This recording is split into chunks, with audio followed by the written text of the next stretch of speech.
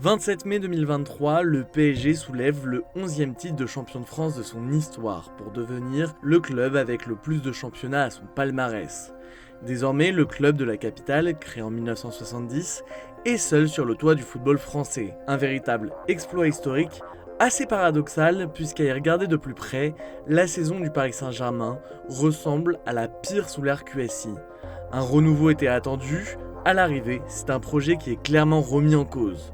Entre nombreuses polémiques et nouvel échec dans la quête de la Ligue des Champions, la saison a été longue et éprouvante pour le PSG. Retour sur ces moments marquants.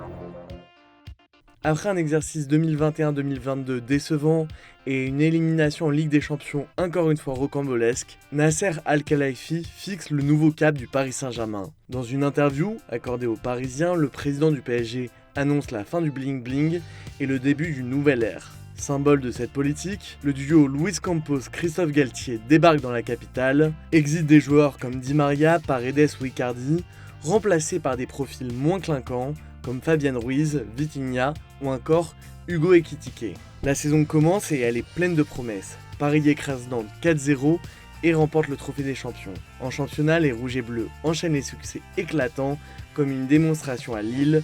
Les Dogs sont humiliés 7-1. Avec Christophe Galtier, le PSG semble enfin avoir trouvé la formule magique. Les débuts sont prometteurs, portés par un Neymar flamboyant, tout l'effectif se montre concerné. Paris conclut sa phase aller sans perdre, et en Ligue des Champions, le club de la capitale se qualifie facilement pour les huitièmes de finale. Un bémol quand même, incapable de s'imposer contre Benfica, les partenaires de Kylian Mbappé terminent deuxième du groupe. Les Lisboètes arrachent la première place à un but de différence, le premier couac. À côté de ce bilan sportif flatteur, le début de saison renvoie aussi une image de désordre. Parce que Paris est Paris, le club de la capitale enchaîne les affaires. Le 13 août 2022, le PSG se balade contre Montpellier, mais quand Paris obtient un penalty, Neymar et Mbappé se chamaillent pour savoir qui doit s'en charger. Un nouveau penalty gate qui remet en lumière la tension entre les deux stars de l'équipe. C'est le premier scandale d'une longue série qui polluera toute la saison parisienne. 3 semaines plus tard, Paris entame sa campagne européenne contre la Juventus. Présent en conférence de presse avec Kylian Mbappé, Christophe Galtier est interrogé sur le mode de déplacement du club de la capitale. Un journaliste demande au technicien français si le PSG pourrait privilégier le train à l'avion. À côté de son attaquant Hilar, l'ancien coach de Nice répond avec ironie. Je me doutais qu'on allait avoir cette question-là. Pour être très honnête avec vous, ce matin, on a parlé avec la société qui organise nos déplacements. On est en train de voir si on ne peut pas se déplacer en char à voile. Une communication catastrophique qui parasite la préparation du choc contre Turin. Et Paris n'est pas au bout de ses peines. Mécontent de son positionnement après un match nul contre Reims début octobre, Kylian Mbappé publie un message mystérieux sur son compte Instagram. Match nul, rendez-vous mardi, ici c'est Paris, Pivot Gang. Le numéro 7 parisien, pas à l'aise seul à la pointe de l'attaque, envoie un message à son coach. Christophe Galtier se soumet et opère le réajustement tactique. Malgré ce contexte extra-sportif agité, la première phase de la saison est une réussite. Surmotivées par la perspective du mondial, les stars parisiennes se subliment. Mais seront-elles toujours aussi motivées après la Coupe du Monde ?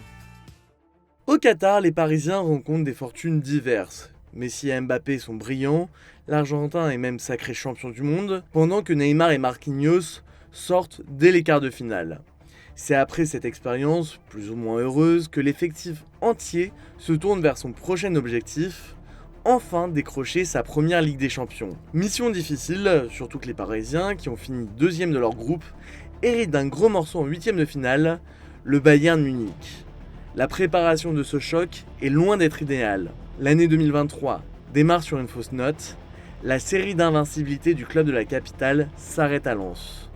Le mois de janvier est délicat, et à l'approche du 8e aller, les hommes de Christophe Galtier enchaînent les mauvais résultats et inquiètent. Le club parisien voit même son avance en championnat fondre comme neige au soleil.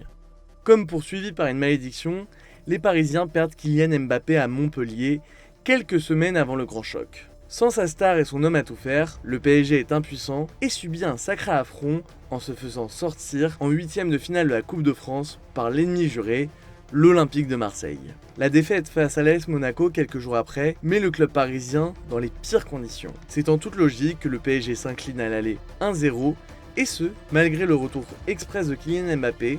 Après le retour de son crack, toute la ville lumière se met à croire à une qualification. Le PSG enchaîne 3 victoires, dont une spectaculaire contre le LOSC, et une revanche est prise contre l'OM avec un cinglant 3-0 au Vélodrome. Mbappé se paye même le luxe de devenir le meilleur buteur de l'histoire du club à Marseille.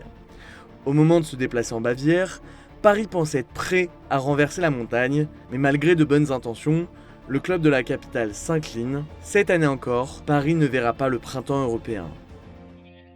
Comme bien souvent au PSG, une élimination en Ligue des Champions est synonyme de fin de saison. La quête de la coupe aux grandes oreilles étant l'obsession du club de la capitale. Néanmoins, Paris a un objectif pour sauver une saison bien morose. Une mission que les Parisiens doivent mener sans Neymar.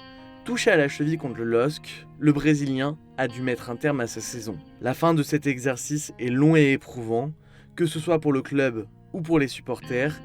Et pour ne rien arranger, c'est au tour de l'entraîneur Christophe Galtier d'être dans la tourmente. Le tacticien français est accusé de racisme par son ancien directeur sportif à Nice. La cote du coach parisien est au plus bas et tout le peuple de la capitale réclame sa démission. Pour les supporters, trop c'est trop.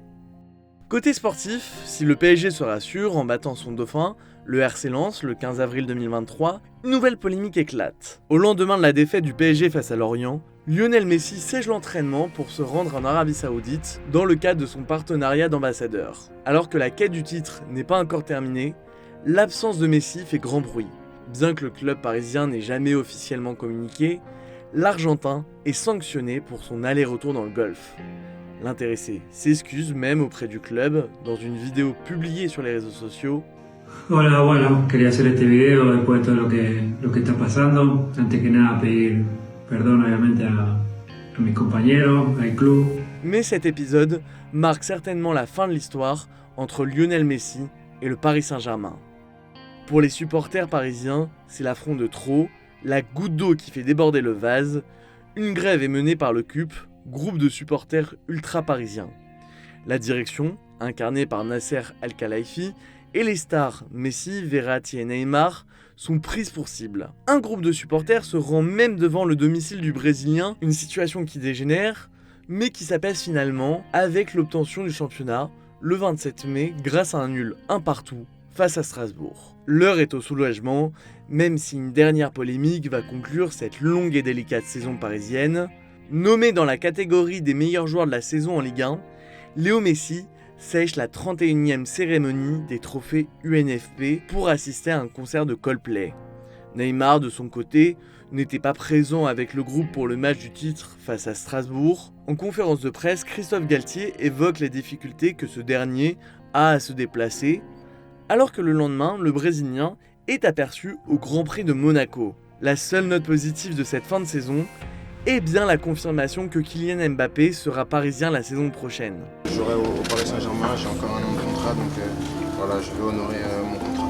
Une bien maigre consolation dans cette saison ô combien paradoxale du Paris Saint-Germain. Voilà les amis, c'était le bilan de la saison 2022-2023 du PSG. Si t'as kiffé ce format, n'oublie pas de liker, de t'abonner et surtout de partager. A très bientôt pour de nouvelles vidéos sur Foot Mercato.